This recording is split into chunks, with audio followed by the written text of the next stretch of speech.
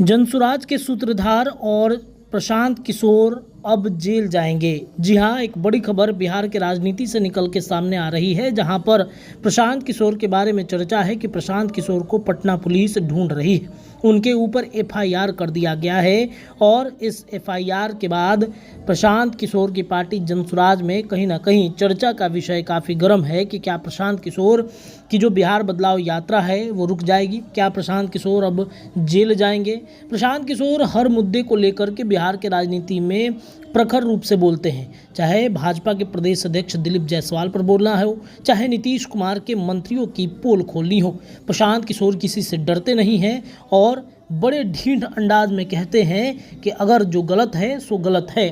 और यही प्रशांत किशोर के लिए कहीं ना कहीं मुसीबत भी बनता हुआ दिख रहा है। प्रशांत किशोर के लिए मुश्किल ये खड़ी हो गई है कि प्रशांत किशोर पर एफआईआर कर दिया गया है और एफआईआर के बाद अब चर्चा है कि प्रशांत किशोर जेल जा सकते हैं, उनकी जेल की यात्रा शुरू हो सकती है।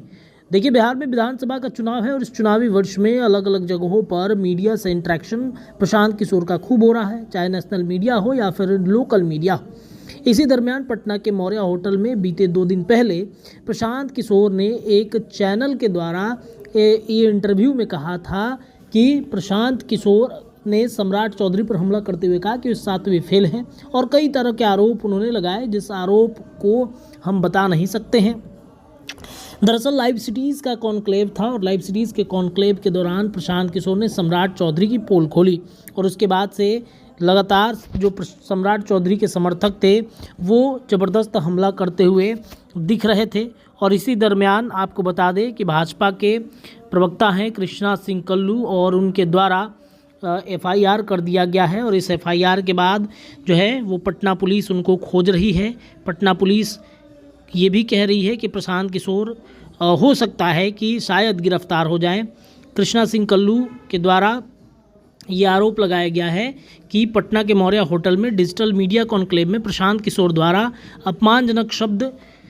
यह कहना कि सम्राट चौधरी 7वां पास है और उनका नाम गलत है, उनके प्रति जनता के बीच व्यक्तित्व द्वेष की भावना में व्यक्त होता है और जो कि बिल्कुल उचित नहीं है। वहीं दूसरी ओर बिहार भाजपा के अध्यक्ष दिलीप जायसवाल के प्रति भी उनकी छवि जनता के बीच धूमिल हो रही है। खुद सुनिए कृष्णा सिंह कल्लू इस पूरे मामले पर क्या कह रहे हैं। क्या बात है? झूठ और पाखंड के स्वामी बन रहे प्रशांत किशोर के द्वारा लगातार भारतीय जनता पार्टी के नेताओं के प्रति अपमानजनक शब्दों का प्रयोग करना इस कड़ी में भारतीय जनता पार्टी के कद्दावर नेता और बिहार के लोकप्रिय उप मुख्यमंत्री आदरणीय सम्राट चौधरी जी के प्रति जिस तरीके से एक कॉन्क्लेव में उनके प्रति जो बोलना कि वे 7वीं फेल हैं, यह कहीं ना कहीं यह दर्शाता है कि उनका यह व्यक्तिगत खुन्नस है और जनता के प्रति सम्राट चौधरी जी का नाम को बदनाम करना। वहीं दूसरी ओर बिहार भाजपा के जो हमारे अध्यक्ष हैं लोकप्रिय आदरणीय दिलीप जायसवाल जी, उनको लेकर के जिस तरीके से बदनाम करना कि उनके द्वारा एक nursing home college medical college पे कब्जा करना, कहीं ना कहीं उनकी जो छवि है जनता के बीच में धूमिल किया जा रहा है, जो कि भारतीय जनता पार्टी बर्दाश्त नहीं कर सकती है। उन्हीं सब विषयों को लेकर के आज हम लोगों ने पटना के गांधी मैदान थाने में हम लोगों ने प्राथमिकी दर्ज कराकर उचित कानूनी कार्रवाई करने की हम लोगों ने थाना अध्यक्ष से मांग किया है। यही प्रशांत किशोर कपड़े की तरह ये राजनीतिक पार्टियां बदलते हैं और यही प्रशांत किशोर